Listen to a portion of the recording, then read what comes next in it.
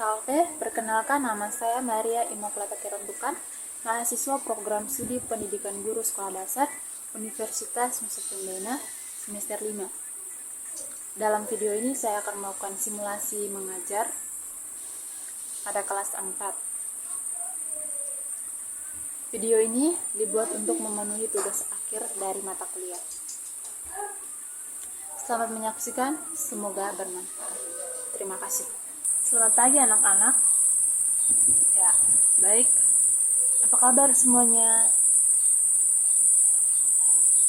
Puji Tuhan, kita semua selalu diberikan kesehatan dan kita semua bisa kembali berkumpul di dalam ruangan ini. Seperti biasa, sebelum memulai pembelajaran kita, Ibu minta satu orang pimpin kita dalam doa. Ya baik, Anita silakan pimpin kita dalam doa.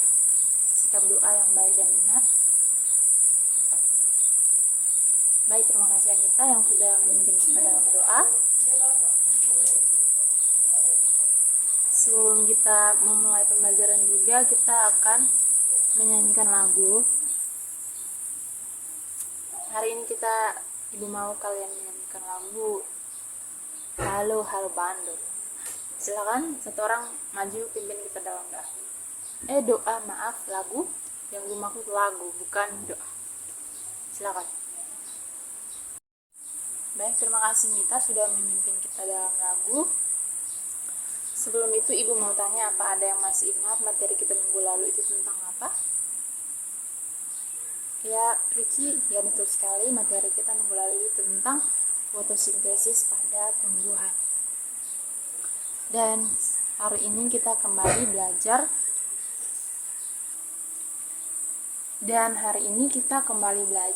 Pada topik yang sama, masih dalam bab 1. Tapi kali ini kita belajar pada topik C, yaitu tentang perkembangbiakan tumbuhan.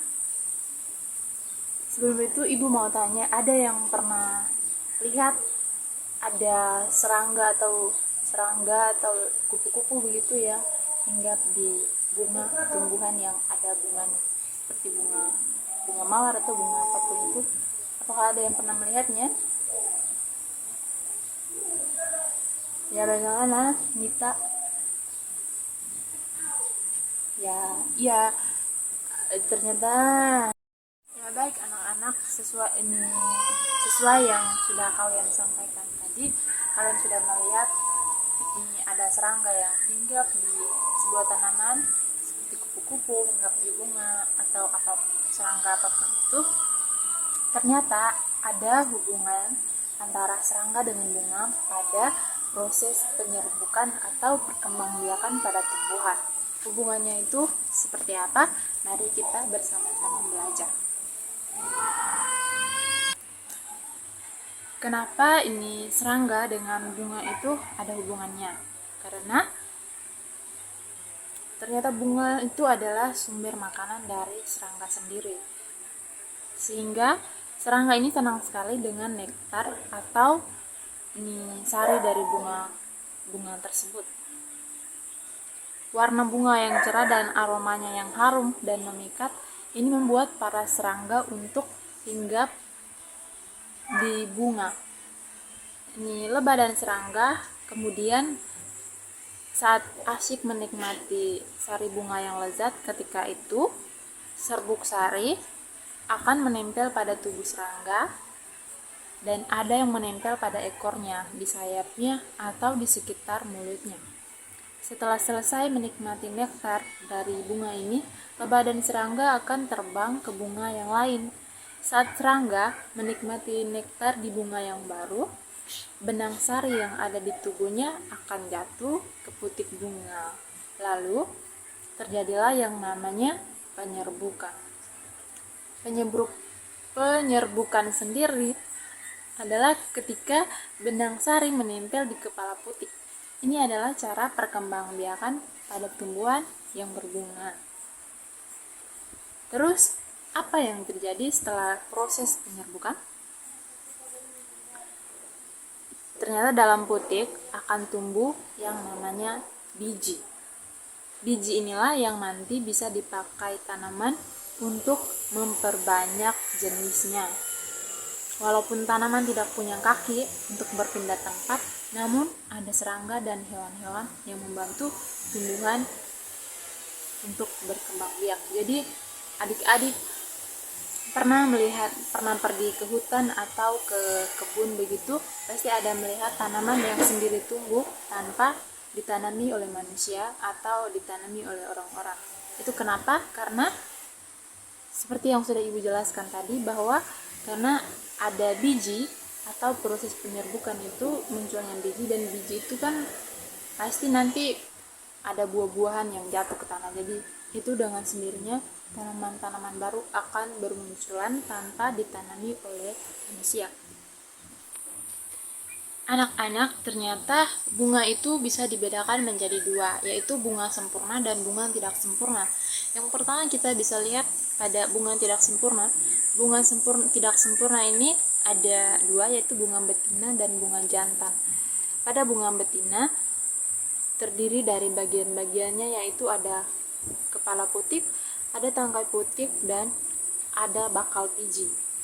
Sedangkan pada bunga jantan ada serbuk sari, kepala sari, dan tangkai sari. Dan kemudian kita melihat pada bunga sempurna. Bunga sempurna ini ada bagian-bagiannya, yaitu yang pertama ada mahkota, yang kedua ada serbuk sari, yang ketiga ada kelopak, yang keempat ada kepala putik, dan yang berikut ada tangkai putik, ada bakal biji, ada dasar bunga, dan yang terakhir ada tangkai bunga. Bunga sempurna dan tidak sempurna ini adalah benang sari dan putik. Bunga sempurna dan tidak sempurna ini alat perkembangbiakannya adalah benang sari dan putik. Benang sari adalah alat kelamin jantan dan putik adalah alat kelamin betina. Benang sari dan putik bisa terletak dalam satu bunga yang sama. Ini dinamakan bunga sempurna.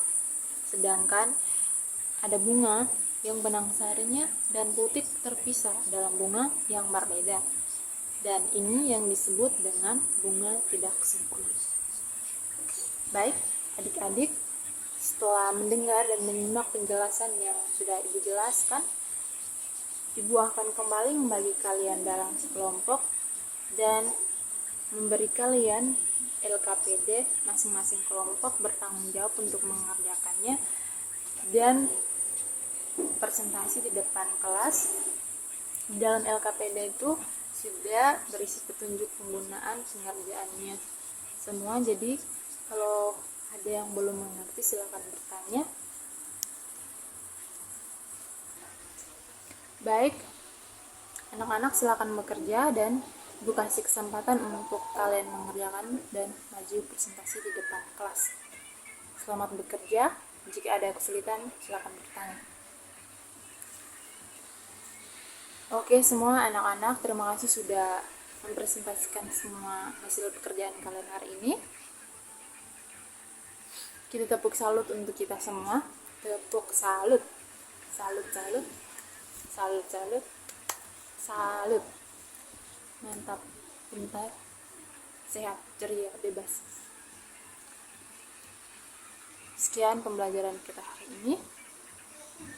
Ada yang bisa bantu ibu berikan kesimpulan apa saja pembelajaran kita hari ini? Baik, silakan Nia.